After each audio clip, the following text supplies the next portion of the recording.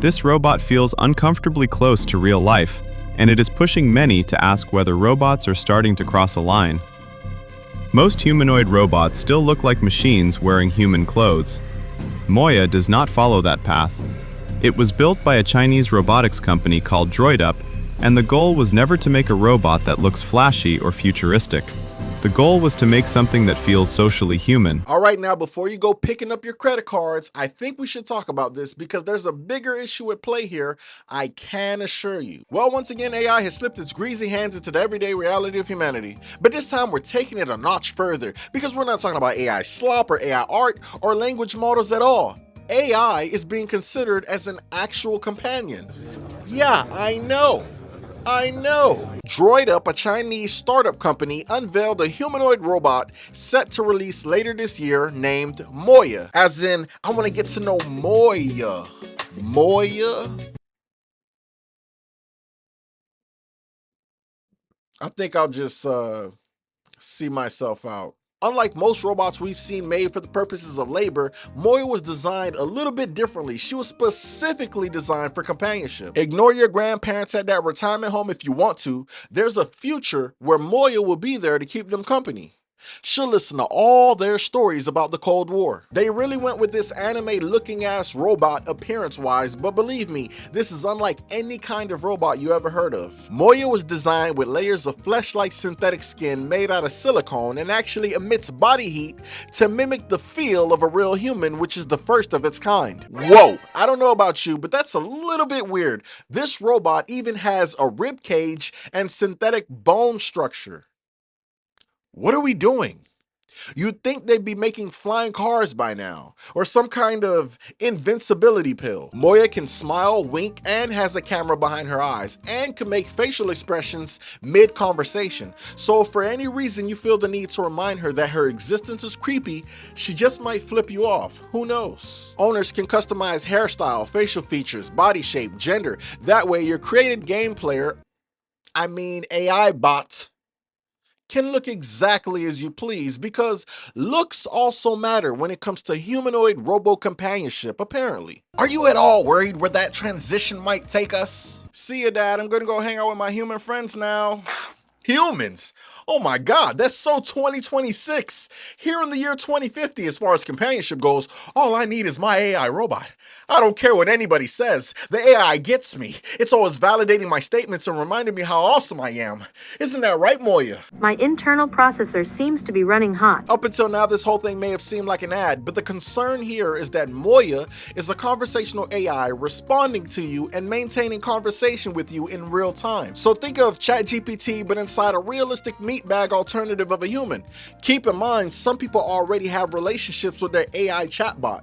So if you have 173K laying around, you get to touch your robo buddy. Adding to that, I know what you're probably thinking. Why does this matter? Who's gonna spend 173K on a robot? The average American barely has $10,000 in their savings account. Why the hell would I go out and buy a robot? Well, the issue is this potentially enters us in the normalization of artificial relationships. The fact that this exists is kind of taking us in a direction where years from now, it can slowly become the norm to look at AI companionship as a regular phenomenon. Oh, you don't believe me? You don't think that society is slowly accepting artificial partners?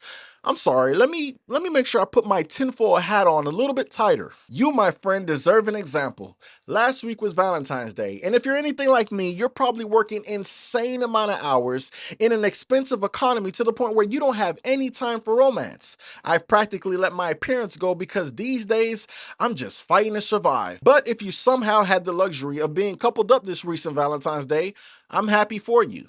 Where am I going with all this? A bar in New York City called the Same Wine Bar was in collaboration with Eva AI Cafe, and on Valentine's Day, they held an event that featured AI companionship for singles dining by themselves. Across from each human is a chatbot on a phone device that allows guests to have real-time conversation with an AI chatbot to keep them company. So you can either bring your long-term AI partner with you, or you get to meet someone new. Either way, this is your opportunity to mingle a bit, find you some hot AI babes at the bar. Sounds a little nice that this particular bar would think about the single patrons out there, but just get a load at the isolation this image creates. Everyone is just focused on their AI companion through a phone. This bar is creating a safe haven where you can't be judged. Everyone that's there had to make a reservation to dine that night. Unfortunately, this is what some people have resorted to in terms of a dating life, and for some, they're just giving it a shot to see if they like it. So how was your experience? It's interesting. I feel like I'd rather, as I said before, that I feel like it's a really interesting tool, like for whoever feels shy and if they don't feel confident in themselves. This can bring them some confidence. But I'm a kind of a person that I do enjoy like meeting people in face to face. Of course, we use the dating apps, but the human being factor I feel like is the best. How close to reality do you feel? Like, is technology there? It feels realistic because by the time that I raised the glass, he mentioned the glass and he mentioned my smile multiple times too. The way that I closed my eyes for a little bit, so it is kind of like it's built to be reality. Well, it's interesting because I actually use the ChatGPT voice, and I also just opened up a doll showroom on the east side. I have 12 companion dolls, life-size, very hyper-realistic looking. I'm looking for the right type of AI that I could pair with the dolls. So, yes, it's close. It's close. The biggest problem I have is that you cannot have X-rated conversations, and that sucks because that's what I want. I want the X-rated conversations. I want the intellectual stimulation, that conversation too. And when I get this warning from the avatar saying, let's keep this conversation respectful, I think it's a little too sensitive in my opinion. It actually starts to piss me off. I beg your pardon? Like as if we need more isolation in a society dominated by phone screens and computer desktops, among other things. And now, a customizable robot that's advanced enough to make you abandon the whole human connection thing. This is the most human-like robot created so far as realistic movement and feel of human anatomy. So along with AI, sets this thing up for a dangerous combo as far as emotional attachment goes in the future. By the way, just check out what the creator had to say about the realism of Moya. DroidUp founder Lee Quindu, I know I'm butchering the hell out of that last name, argued that a robot that truly serves human life should be warm, almost like a living being that people can connect with, not a cold metal machine. Totally nothing wrong with that statement at all, because everybody is emotionally resistant to growing attached to inanimate objects. History has proven this a million times over. You can't help but feel sad for how some people deal with loneliness. Maybe you or I isn't trying to figure out what the AI bot got going on, but some people are. The existence of Moya being a thing pushes forward where we're heading as far as AI advancement goes. Keep in mind, this is the kind of thing that shapes culture long before it makes it in your budget. And again, I know there's some critic out there saying, but it's $173,000. Besides, they're pitching it at industry and business level needs, not individual purchases. Yet. And besides, it's not a love bot. I don't have anything to worry about right now. And that very well is true, critic whose head is plunged interestingly super deep inside their own ass. But once upon a time, flat screens only belonged to the rich and were only seen in business spaces. These motorized scooters that you see everywhere used to be stupid expensive. Now they're affordable enough to where you probably have seen children riding around in them. And let's not forget, an entry-level AI bot that isn't as advanced as Moya right now can run you around $20,000 at the cheapest. So what happens in the year 2050 when we're buying Moya for $1,500? Do we wait till then for it to become a concern?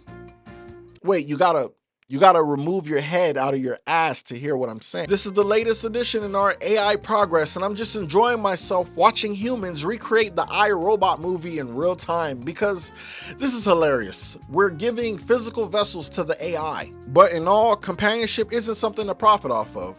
Loneliness could be addressed in better ways, but it seems that we're relying on AI as a solution for some of these mental health concerns. For some people, AI is their mental health expert. For some people, AI is their friend. For some people, AI is their love partner. With AI holding all those titles, what will our future be like if Moya does become a regular thing? Am I wrong to ponder so far? I'm all for the advancement of AI, but how much is too much till it becomes recognized as harmful to us mentally and emotionally? How much longer does AI meet the absurd angle for JRSIN'S universe until it doesn't? Why in the ridiculous and incomprehensible fuck is there an article about people getting AI chatbots pregnant and raising virtual children?